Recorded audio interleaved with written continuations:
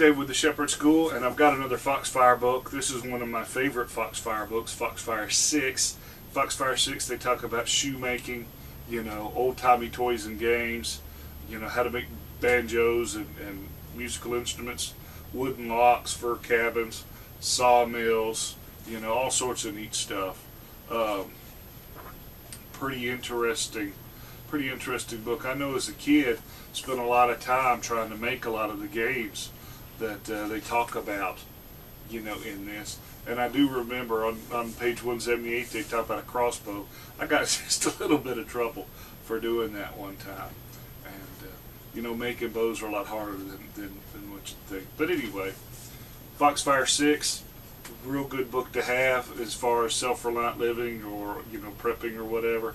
So you know, I'd recommend you get it. Thanks.